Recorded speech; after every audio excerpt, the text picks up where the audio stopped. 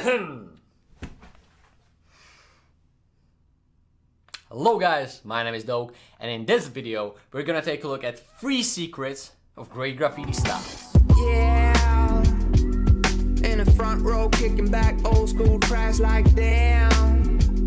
Can't get enough of this more, like I don't even know where I am. Ooh, baby, get hyped to the beat, let's go, cause this is our jam. Welcome guys, I hope that all of you, also you over there, are doing well. And I hope that you're gonna enjoy the 3rd graffiti tutorial on this channel. If you want to know something more about graffiti basics, tags or throwies, check the previous tutorials and come back later.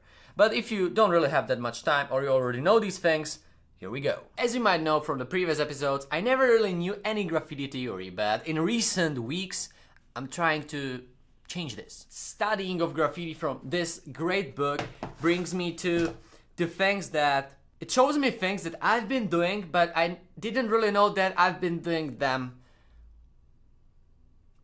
Let's start with a tip number 1. And before the beginning, let me know in the comments below, what kind of styles do you prefer? Wild styles or simple styles? And why? The tip number 1 is graffiti style itself. You have to understand it. Let me show you. Each of these letters has a different style. This is one of my most favorite graffiti sketches that I ever made, and I think that it's such a good example of style, of graffiti style. When you see this sketch, you see that it fits together.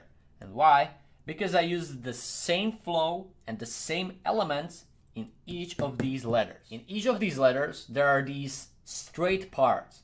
In A, it's over here. In M, it's over here. And in G, it's over here. Apart from these parts, the letters have some flow. You can see it over here that this A goes like this. It has this movement. And the G has the same movement over here. The M has it over here. And also over here. Look at it like this. Basically, these lines over here are this sketch over here. The thing that I want to tell you is that each of these lines has the same vibe. And right now I'm gonna add these straight elements. Over here, over here, over here. And we got that sketch. So we got the same flow in each of these letters. Right now let's take a look at elements. Over here and over here. Can you see that? It's the same thing. This element over here, visible over here.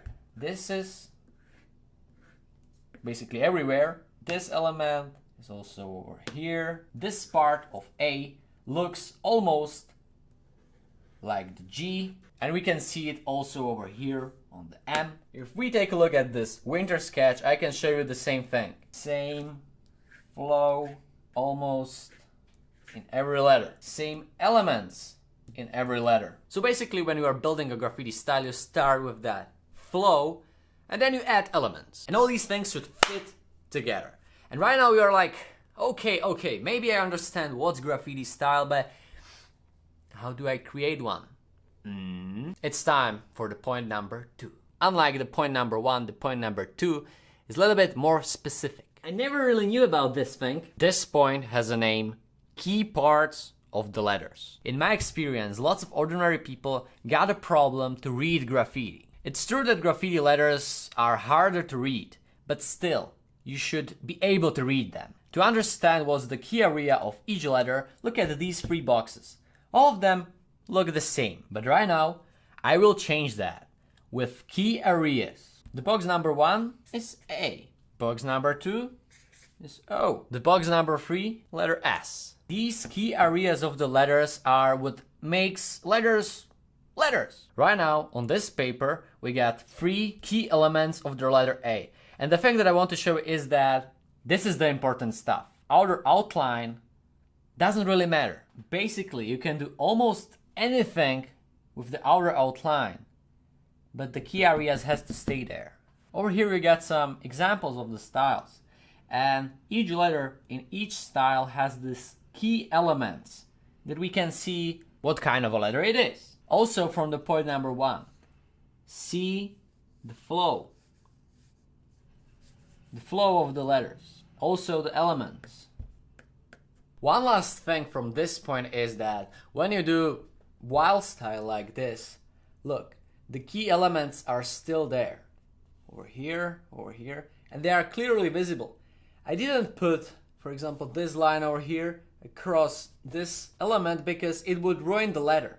Also over here, additional lines are not across the key elements. Let's say that you already know what graffiti style is and you understand the importance of key factors or key areas in the letters. So we can get to the point number 3 that makes your graffiti style look more complete, nice, better.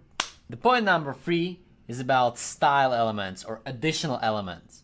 Over here we got a simple alphabet, ABC. There's nothing special about these letters. Right now we're gonna change that, but we're not gonna put some flow over there or change the shapes of the letters. We're gonna do it with additional elements. Just as I said in the previous point, these are the key areas of the letters and we are not gonna touch them. But when you look at these outer lines that are not that important and, well, they are boring.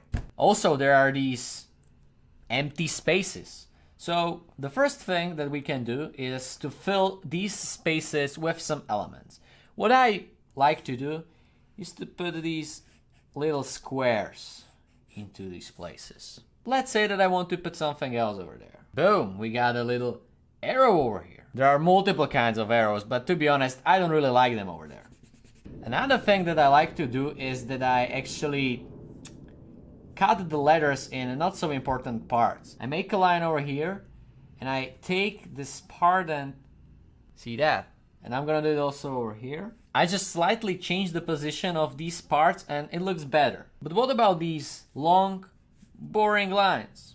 Let's put some elements over there. And boom, we filled these boring lines with this kind of element. But for sure you can also use something else. See? Or something like this. There are millions of possibilities. Just take a look at the book. There are so many kinds of arrows, for example, or of these additional elements.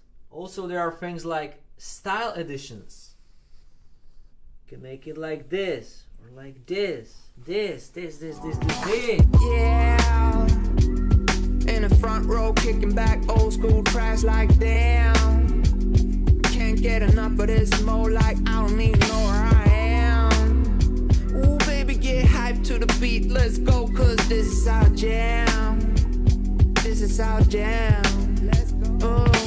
Let me break it down right quick for my haters, my dictators and bad raiders. Since you never seem to get it right no more, then right no more. Kick back your feet and watch your back from perpetrators. These are just super simple letters with the same flow, with same elements, and with a clearly visible key areas.